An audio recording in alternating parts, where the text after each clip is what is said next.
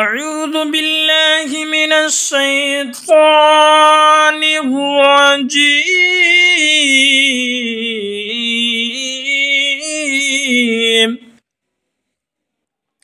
بسم الله الرحمن الرحيم.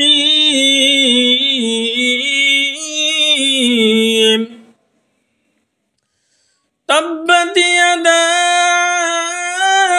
أبي لهب وتب ما أغنى عنه ماله وما كسب سيصلى نارا ذات لهب وامرأته حمالة الحطب في جيدها حبل من مسد.